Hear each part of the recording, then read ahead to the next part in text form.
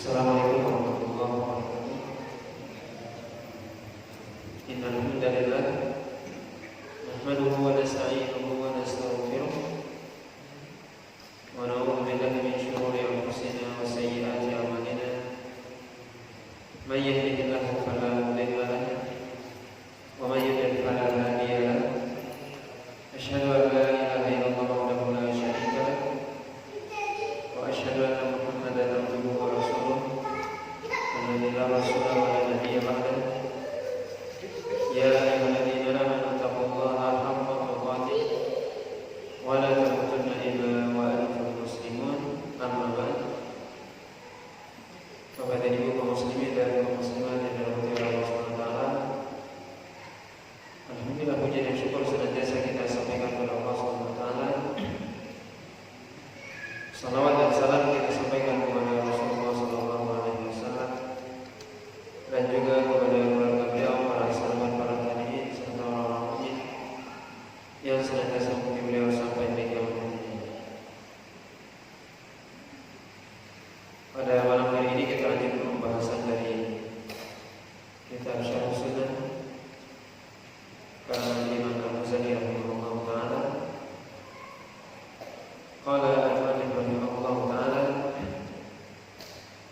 wa imsaku an takfiri ahli al-qiblati wal bara'ati minhum fima ahdathuhu ma lam yabtadi'u dhalalan faman ibtada'a minhum dhalalan kana ala ahli al-qiblati kharijan wa min ad-dini mariqan wa yataqarrabu ila Allah azza wa jalla bil bara'ati minhum wa yuhjaru wa yuhtaqaru wa tujtanab waddatuhu fa hiya aqda min waddatil jarmi,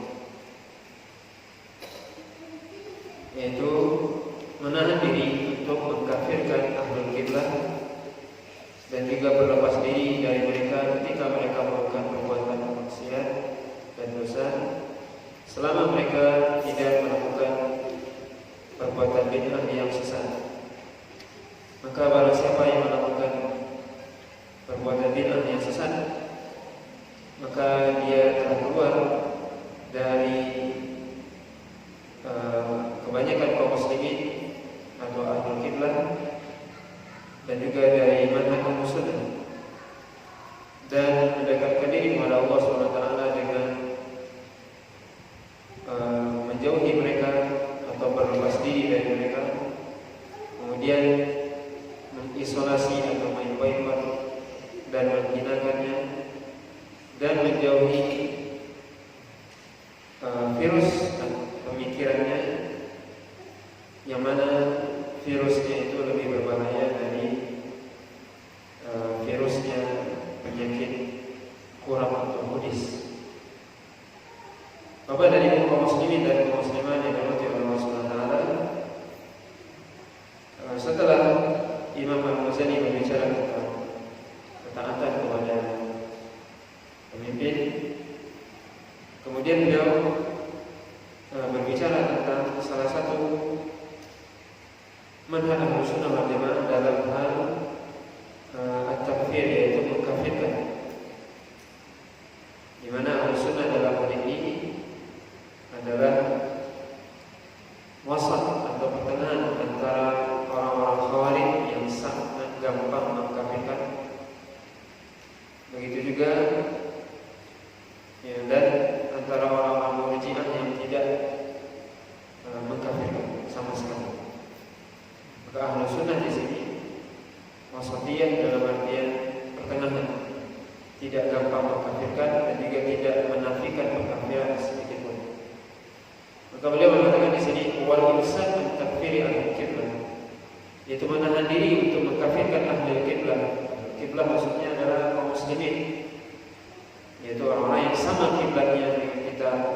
Nabi SAW mengatakan dalam sebuah hadis, man shalla salatana wastaqbala qiblatana wa akala dhabihatana fadzalika muslim alladhi lahu dhimmatullah wa dhimmatu rasulih fala takhfiru Allah fi dhimmatihi.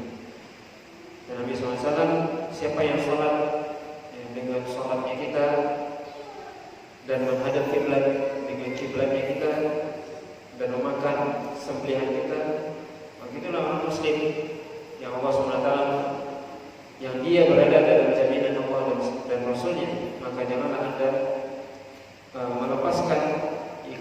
jaminan Allah SWT terhadap orang tersebut. Maka Ahlus Sunnah dalam hal ini menahan diri untuk mengkafirkan Ahlul Qiblah yaitu kaum muslimin, dan juga menahan diri dari al-bara'ah minhum, berlepas diri dari mereka. Yang berlepas diri maksudnya tidak membantu, tidak menolong. Karena berlepas diri itu adalah sikap yang harus diberikan kepada orang kafir dan juga pelaku bid'ah.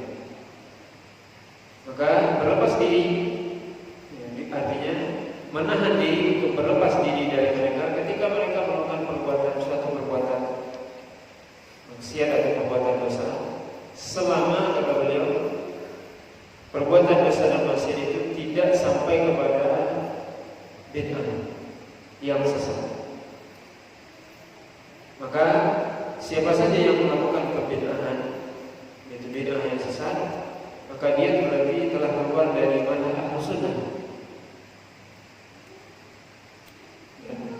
Bisa sudah kita sebutkan bahwasanya orang-orang ahlul bidah yang mereka membuat hal-hal yang baru, pemahaman yang baru dalam Islam, misalnya orang-orang Khawarij yang mereka mengkafirkan pelaku dosa besar, maka ini namanya bid'ah, pemahaman yang baru dalam Islam, sehingga mereka mengatakan bahwasanya pelaku dosa besar adalah kafir dan kekal di neraka.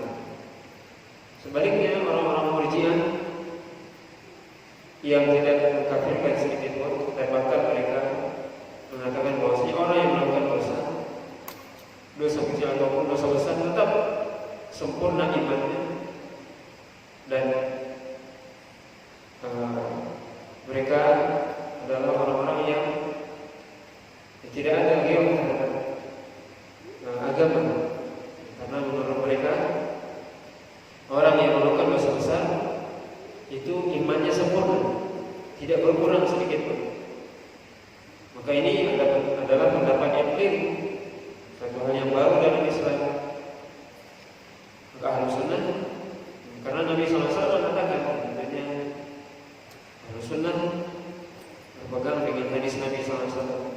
Nabi SAW mengatakan di sana, la yazni az-zani hina yazni wa huwa mu'min, wa la yashrabu al-khamra asy-syaribin hina yashrabu wa huwa mu'min.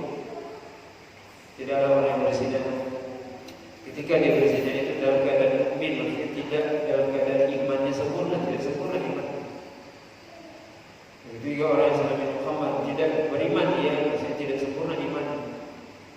Begitu juga dalam hadis Nabi yang lain, la yu'minu ahadukum, sering Nabi mengatakan seperti itu. Maka ini menunjukkan bahwasanya iman itu bisa bertambah dan berkurang.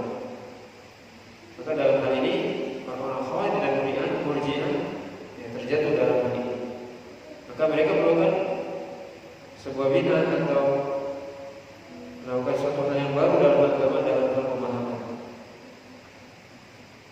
Ataupun orang-orang yang mereka melakukan bid'ah dalam hal nama dan sifat Allah SWT, itu orang-orang Jahmiyah, atau orang-orang yang salah dalam pemahaman takdir, yaitu Qadariyah dan Jabariyah.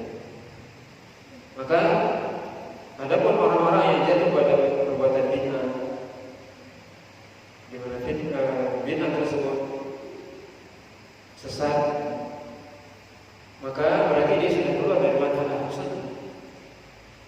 Maka wa yataqarrabu ila Allah bil bara'ati minhu, maka dianggap sebuah taqarrub ataupun ibadah ketika kita berlepas diri dari mereka sesuai dengan tingkat bid'ah yang mereka lakukan.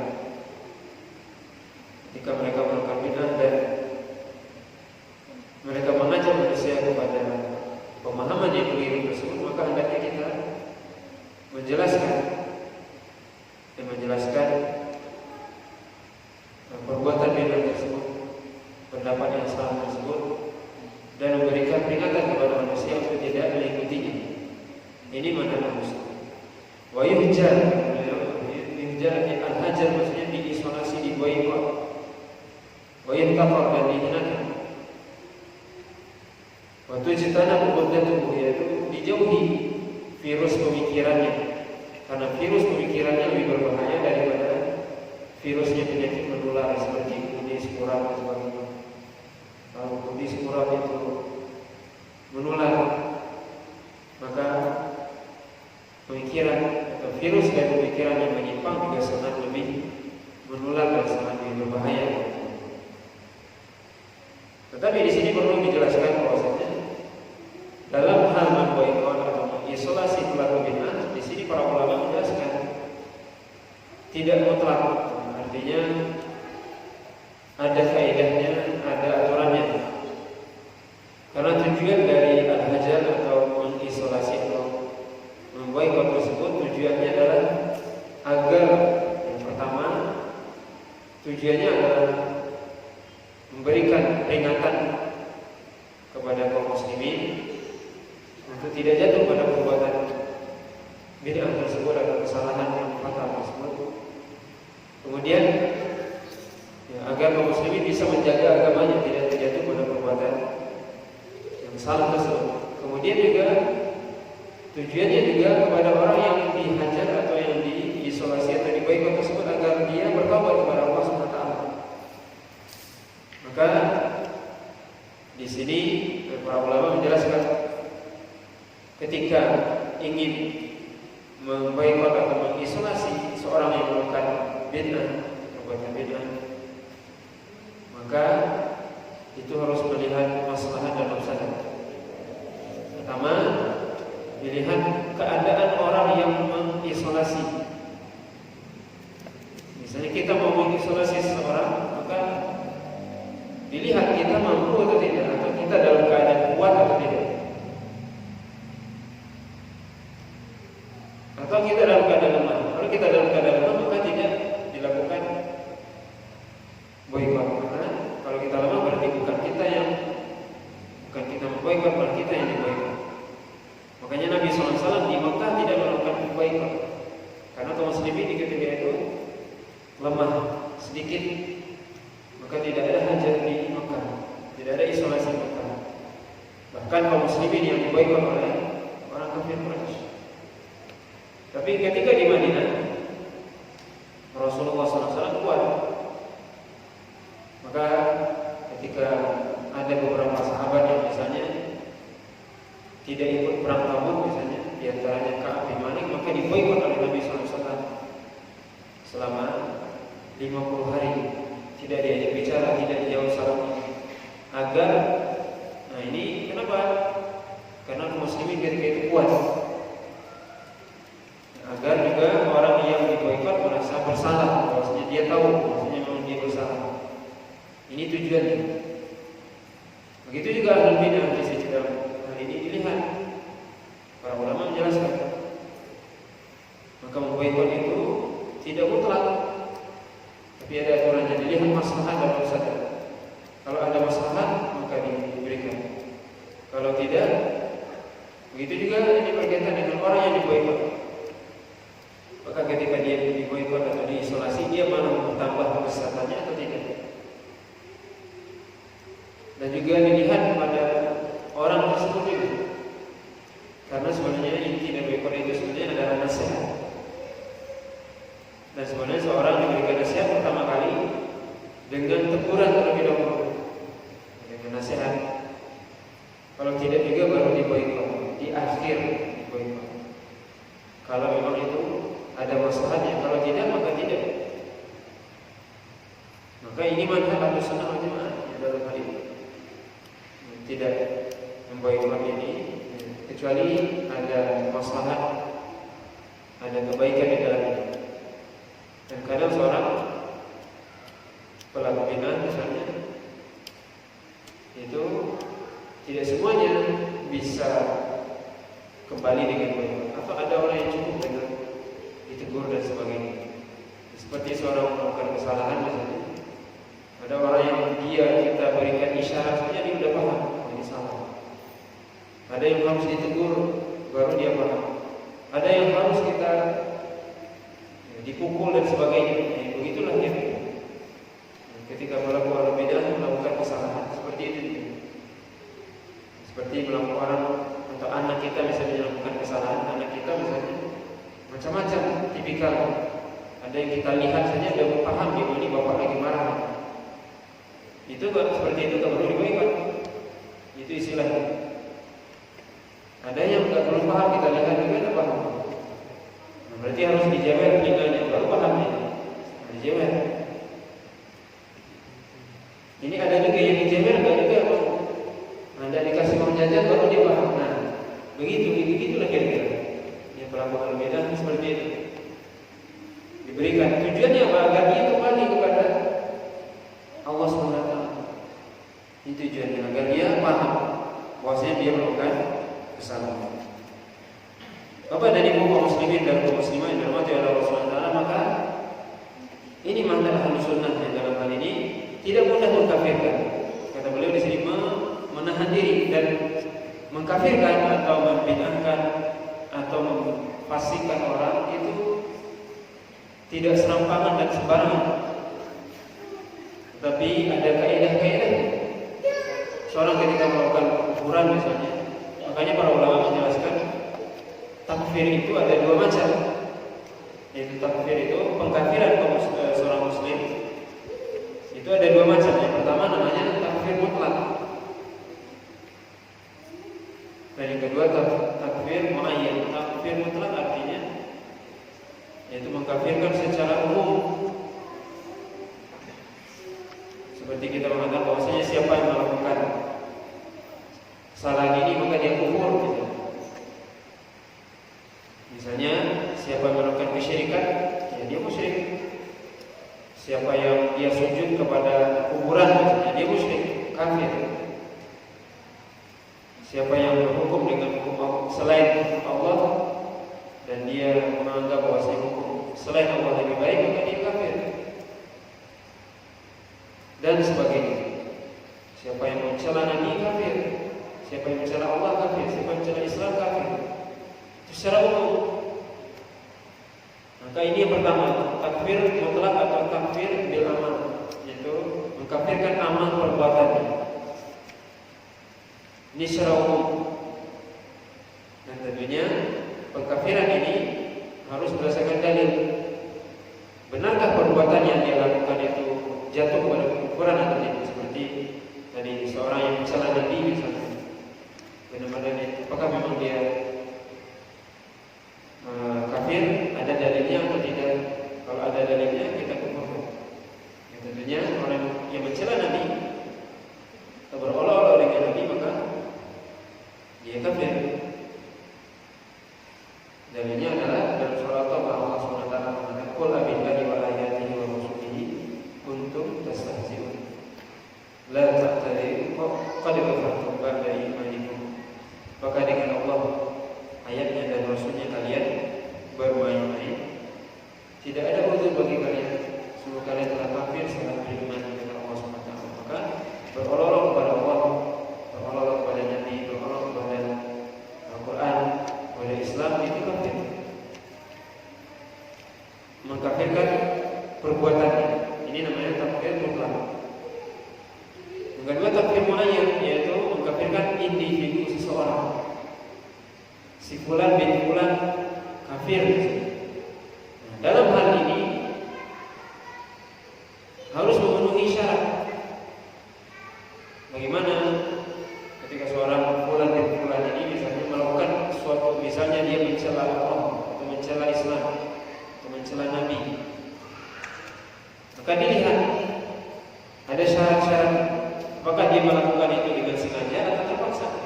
Atau ada yang dipaksa, dia dipaksa oleh orang? Apakah dia melakukan itu karena dengan dasar ilmu, sadar, atau karena kejahilan, bodoh dan seterusnya? Ini semua ada aturannya. Ada mawani atau penghalang, bisa jadi dia jahil, bodoh, atau ada takwil, ada syubhat dalam pikirannya. Banyak orang yang melakukan kesalahan, kekufuran karena kejahilan.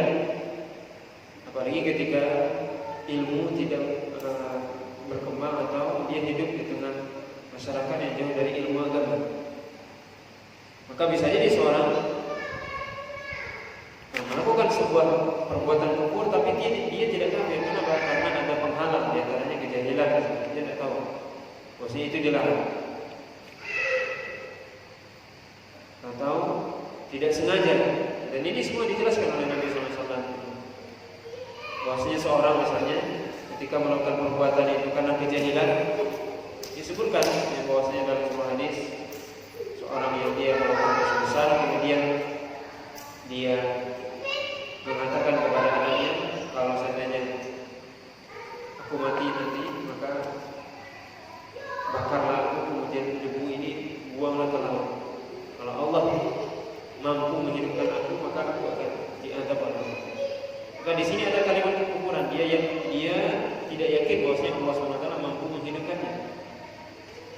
Jadi dia melakukan itu kenapa? Karena takut kepada Allah dan karena kejahilan, maka diampuni dosa. Atau dia melakukan itu karena kesalahan, tidak sengaja. Seperti seorang yang dia kata Nabi SAW pergi melakukan perjalanan, kemudian dia tertidur di sebuah pohon. Akhirnya ontanya yang membawa bekal makannya pergi. Ketika dia bangun, dia bingung, mana bekal saya. Akhirnya dia, ya sudah, saya kalau kemungkinan saya akan mati, sudah tidur dia di bawah pohon. Tiba-tiba dia bangun, kemudian ternyata ontanya datang lagi.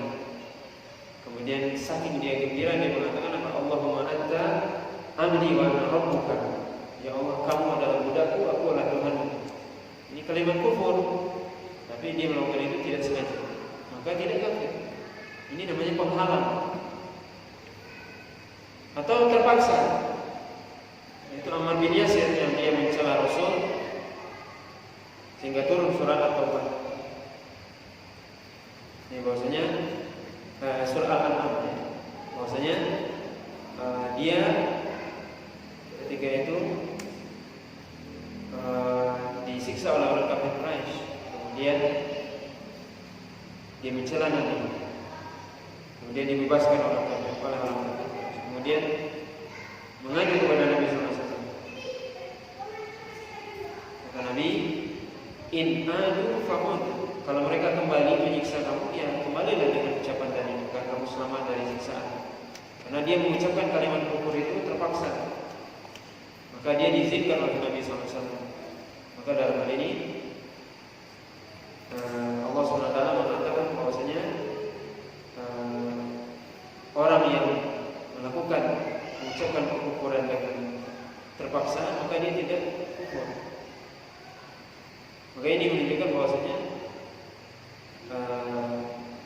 tidak semua orang melakukan kekafiran itu langsung divonis kafir, tapi ada penghalang, adanya syarat yang harus dipenuhi. Jadi dia melakukan itu, dia memang tahu, dia sadar, tidak dipaksa misalnya. Maka ini diantara syarat.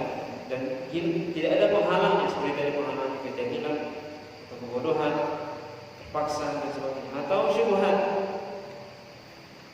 takwil. Syubhat takwil artinya di dalam dirinya takwil, dia beranggapan maksud ini adalah ini. Makanya dikatakan Imam Ahmad tidak mengkafirkan Al-Ma'mun, di mana Al-Ma'mun ini Khalifah Abbasiyah yang dia mengatakan Al-Quran makhluk, dan bukan mengatakan makhluk saja, justru mengajak manusia seluruhnya untuk mengatakan bahwa Al-Quran makhluk. Dan siapa yang tidak mengatakan Al-Quran makhluk disiksa oleh Al-Ma'mun. Tapi dikatakan bahwa Imam Ahmad tidak mengkafirkan. Kenapa? Karena di dalam dirinya, di dalam diri Ma'mun itu ada takwil, sehingga dia mengatakan Al-Quran makhluk. Makanya Syekhul Islam Ibnu Taimiyah pernah mengatakan suatu perkataan yang sangat masyhur yang perlu kita perhatikan baik-baik, bahwasanya tidak gampang mengkafirkan person. Beliau ketika berdebat dengan salah seorang Jahmiyah ini orang yang mengatakan bahwasanya Allah tidak punya sifat, tidak punya nama, tidak punya sifat. Allah tidak berbicara, Allah tidak melihat, Allah tidak mengajak bicara Musa, tidak membenarkan ayat-ayat sifat dalam Al-Quran. Allah tidak bisa dilihat nanti di akhirat, menafikan seluruh sifat Allah. Kata Imam Ibnu Taimiyah rahimahullah bahwasanya saya tidak mengkafirkan Anda, walaupun perkataan Anda ini adalah kufur, jelas kufur. Tapi saya tidak mengkafirkan Anda. Kenapa? Karena di dalam benak Anda ada takwil, syubhat yang belum bisa Anda hilangkan. Tapi kalau saya yang mengucapkan kalimat itu, maka saya jadi kafir karena saya mengetahui. Nah, di sini dalam hal ini kita bisa lihat bagaimana Ahlus Sunnah yang sangat berhati-hati ketika mengkafirkan person, yaitu perseorangan. Tapi mengkafirkan suatu perbuatan karena itu berdasarkan dalil, ada dalilnya maka dikafirkan. Maka siapa yang melakukan perbuatan ini dia kafir. Tapi tidak otomatis orang yang melakukan perbuatan itu langsung otomatis kafir, tidak ada otomatis pertama ini. Maka perlu dilihat, perlu dipelajari, dan ini adalah para ulama. Maka ini kita berhati-hati karena ada juga di zaman kita sekarang ada orang yang kita katakan tadi mudah mengkafirkan, sedikit mengkafirkan, mudah sekali mengkafirkan bagi dia. Padahal kita harus tahu bahwasanya hukum asal seorang dia muslim, kita yakin dia muslim sesuai dalam kaidah fikih bahwasanya sesuatu yang yakin la yazul illa bil yakin. Sesuatu yang sifatnya yakin itu la yazul bisyal yakin, la yazul bisyal. Maksudnya sesuatu yang yakin tidak bisa dihilang dengan sesuatu yang sifatnya ragu-ragu. Harus dengan yakin juga, harus dengan ilmu. Makanya dalam hal ini Ahlus Sunnah bukanlah orang-orang yang mudah atau gampang mengkafirkan. Ini manhaj Ahlus Sunnah. Wal imsakan takfir ahli kitab. Kenapa? Karena ketika mengkafirkan maka konsekuensinya banyak. Kita mengkafirkan si A misalnya, berarti halal darahnya, boleh dia dibunuh. Kemudian tidak boleh saling mewarisi antara dia, putus perwalian, warisan, semuanya. Jadi itu tidak gampang. Dan sekali lagi, hal ini harus kita serahkan kepada para ulama. Maka tugas kita adalah menyampaikan, berdakwah, mengajak manusia untuk kepada Allah SWT dan memberikan peringatan dari perbuatan kufur, perbuatan maksiat, kesyirikan dan sebagainya. Tapi bukan memvonis mereka. Karena kita katakan tadi bisa jadi mereka tidak tahu. Dan kebanyakan mungkin kita boleh katakan, ya di zaman sekarang banyak orang yang jahil, orang yang bodoh, tidak paham tentang agamanya. Misalnya ada orang yang memang mereka tidak tahu sama sekali, tapi punya semangat, punya kecintaan kepada agama, tapi tidak mengetahui mana yang agama, mana yang tidak, mana yang hak, mana yang batil. Ternyata yang dia lakukan adalah kekufuran, sedangkan dia tidak mengetahui dan ada yang memberitahu. Maka sekali lagi kita katakan di sini, Ahlus Sunnah tidak mudah tidak menggampangkan pengkafiran, tidak gampang mengkafirkan orang. Maka justru kita katakan tadi, orang yang gampang mengkafirkan itu adalah sifat dari Khawarij. Itu orang-orang yang mudah mengkafirkan seorang karena dosa besar. Apalagi kalau itu kekufuran, langsung mereka kafirkan. Jelas. Ini dosa besarnya mereka akan kafir dan kekal di neraka. Maka ini bisa kita lihat bagaimana manhaj Ahlus Sunnah ini adalah manhaj yang pertengahan, tidak mudah mengkafirkan dan juga bukan berarti tidak mengkafirkan, tidak, tetap mengkafirkan, tapi semuanya sesuai prosedur, artinya mengikuti langkah-langkah ataupun aturan-aturan yang ditetapkan oleh Allah dan Rasulnya dan dijelaskan oleh para ulama. Ya, maka sekali lagi, maksudnya seorang yang hukumnya yang dia sudah jelas pasti muslim secara zahirnya, maka hukum asalnya dia tetap muslim sampai dia melakukan hal-hal yang sifatnya bisa mengeluarkan dia dari Islam. Di hukum asal, maksudnya seorang itu hukum asalnya adalah muslim dan tidak keluar dari Islam kecuali dengan hal-hal yang jelas. Dan juga termasuk dalam hal ini adalah para ulama misalnya. Karena Imam Ghazali pernah mengatakan bahwasanya tidak ada satupun dari manusia ini tidak tergelincir dari dosa. Maka kita melihat ya, dalam hal ini ketika seorang jatuh pada perbuatan dosa dilihat bagaimana, apakah dia melakukan itu karena terpaksa atau salah atau lupa dan sebagainya. Ya. Termasuk para ulama kita katakan, karena tidak ada ulama yang langsung atau terpelihara dari dosa. Tapi semuanya ada melakukan dosa. Apalagi kalau kita yang berkaitan dengan para ulama. Ketika mereka melakukan kesalahan maka harus dilihat kesalahannya. Maka dalam hal ini ya sekali lagi bahwasanya manhaj Ahlussunnah di sini tidak mengkampanyekan dalam memvonis baik vonis kafir, vonis bid'ah dan sebagainya, tapi harus proporsional melihat perbuatan tersebut, kemudian juga harus melihat penghalangnya ada atau tidak, dan semua ini tentunya ya diserahkan kepada para ulama, bukan sembarangan. Karena kalau setiap orang kemudian bisa mengkafirkan maka bisa terjadi kacau. Si fulan menurut saya kafir, si fulan menurut saya kafir, kacau. Maka ini harus kembali kepada para ulama, orang yang berilmu yang bisa memvonis ini. Kalau tidak, ya bisa jadi kekacauan. Ya, karena segala sesuatu itu harus berdasarkan ilmu. Kalau tidak, ya seperti tadi kita orang baru belajar kemudian dia mengkafirkan. Ini berbahaya. Maka ini sudah disampaikan oleh beliau, al-imsak, artinya menahan diri untuk mengkafirkan ahlul qiblah atau kaum muslimin, kecuali dia memang melakukan perbuatan bid'ah, dan itu pun dilihat bid'ahnya, tingkatnya, dan bagaimana menghukuminya, berbunyi boikot atau tidak, itu semua yang dibahas oleh para ulama, ada penjelasannya dan aturannya. Maka kita sampaikan kepada teman-teman ini tujuannya agar kita tidak serampak, ya, artinya berhati-hati. Perlu dibahas bagaimana kaidah tadi kita katakan, bagaimana kaidah kita bisa mengkafirkan seorang, kapan kita memboikot, itu ada aturannya semua. Ditimbang masalah dan mudarat dan sebagainya. Tidak sedikit langsung kita, wah ini kita isolasi aja, dihajar aja, kita di boikot, isolasi, tidak. Tapi ada aturannya, ditimbang maslahat. Sekali lagi tujuannya adalah untuk agar orang itu kembali kepada Islam, kembali kepada kebenaran, bukan untuk menghancurkan dia. Ya. Maka ini kita katakan Ahlussunnah seperti itu.